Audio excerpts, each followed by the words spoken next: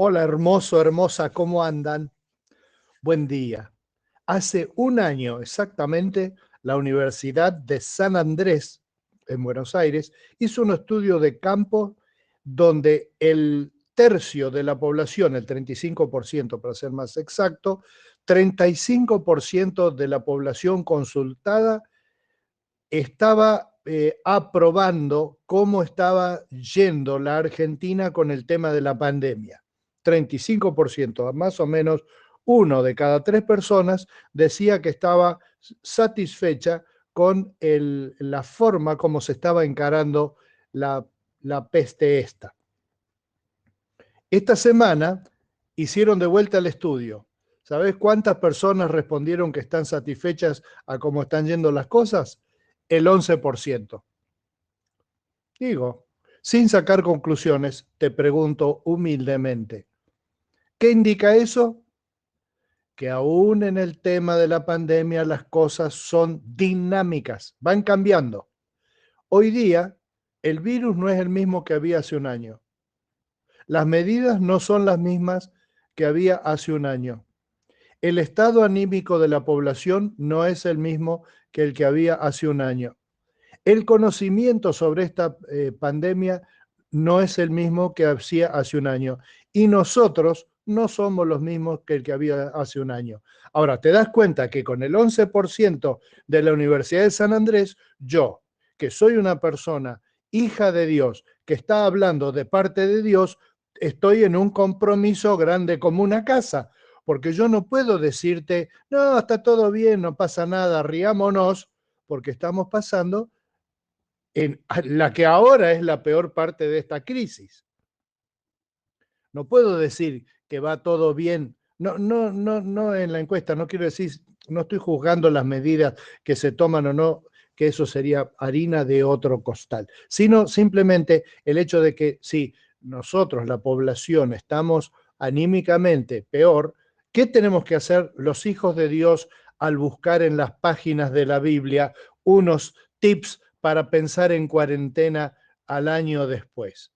Y es encontrar un mensaje realista que dice las cosas como son y no simplemente dice las cosas que nos gustan escuchar, sino las cosas como son, pero que las dice incluyendo la parte de la verdad y de la esperanza que está siempre en la palabra de Dios. Vos sabés que el pueblo judío fue llevado cautivo a Babilonia. Algunos de los que fueron a Babilonia, mirá esta y esta, algunos de los que fueron cautivos a Babilonia fueron cautivos en la panza de la mamá. Es decir, no conocieron su tierra original porque quedaron embarazados de sus madres de ellos ahí en Palestina, pero después fueron llevados caminando, la mamá con la panza así, hasta Babilonia y ahí se quedaron el resto de su vida. ¿Qué le podés decir a una persona en esa condición? Lo que te voy a leer enseguida. Ahora, nosotros, pese a que las situaciones son dinámicas y van cambiando, las personas siempre somos las mismas. Y la palabra de Dios a veces, el mensajero, que en este caso soy yo, el mensajero tiene un problema porque si es fiel al mensaje, la gente se le enoja. Pero yo no soy el dueño del mensaje, soy una persona que cree este mensaje y que lo comparte. Yo te digo, mirá, si vos me preguntás a mí, sinceramente, mírame a los ojos.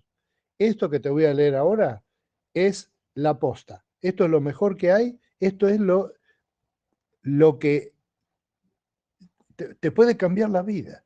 Si vos te das cuenta que Dios ha sido siempre el mismo Dios y que en la dinámica la tenemos nosotros, porque nosotros tenemos una dinámica de cambio que vamos cambiando con el tiempo y nuestras circunstancias cambian, pero Dios no tiene circunstancias, ¿te das cuenta? Dios no tiene circunstancias, porque no tiene cosas alrededor de Él, fuera de Él. ¿Te das cuenta de lo que estoy diciendo? Uy, esto es filosofía de la más mejor. Escuchadme, casa de Jacob, y todos los sobrevivientes de la casa de Israel. Estos son los que estaban en Babilonia.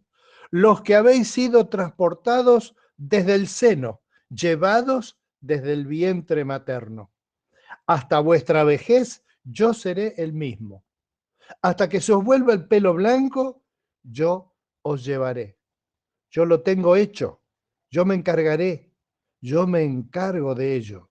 Yo os salvaré. ¿A quién me podéis asemejar o comparar? ¿A quién me asemejaréis para que seamos parecidos? Sacan el oro de sus bolsas, pesan la plata en la balanza y pagan a un orfebre para que les haga un dios, al que adoran y ante el cual se postran. Se lo cargan al hombro y lo transportan, lo colocan en su sitio y allí se queda. No se mueve de su lugar.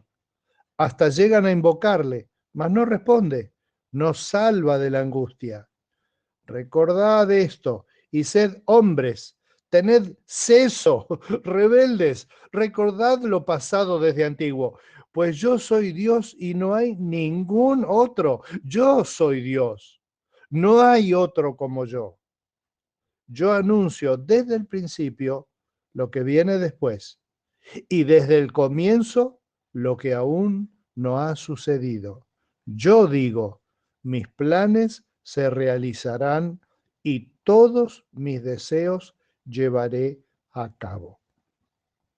Ese es Dios.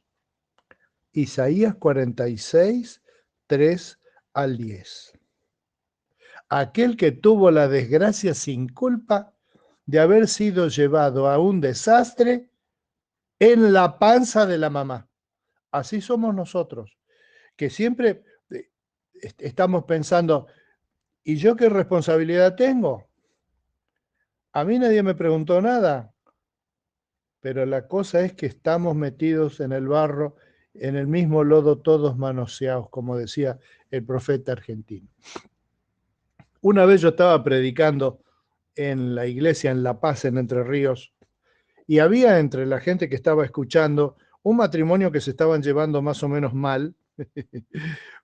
Entonces yo estaba hablando del pecado y viste que uno mira mientras está predicando, ve la cara de la gente y entonces mencioné que el fruto del pecado en la vida de las personas es, por ejemplo, que las personas caen en el alcoholismo en ese momento que yo dije en el alcohol, el hombre se dio vuelta así a 90 grados y la miró fija a la mujer con una mirada que le fusilaba y después volvió a mirar para adelante. Y yo cada vez que mencionaba algo, ¿sí? Las personas que son rebeldes a Dios, y él la miraba a ella, y las personas que son violentas, y otra vez él, todo cada rato la miraba, viste cuando vos mirás a alguien en silencio, pero la mirás que los ojos transmiten odio, flechas, cuchillos, balazos, granadas, bazucas. Bueno, así estaba este hombre. Después, con el tiempo, supe que el hombre creyó que la mujer me había estado contando a mí cómo era él. Y entonces que yo estaba desde el púlpito tirándole las granadas a él, a la trinchera de él, y él entonces estaba enojado porque creía que toda la iglesia estaba sabiendo que ella se estaba quejando de él de las cosas que yo mencionaba. Y lo que yo mencionaba iba saliendo de mi cabeza nada más, iba poniendo, por ejemplo, de pecado las distintas cosas.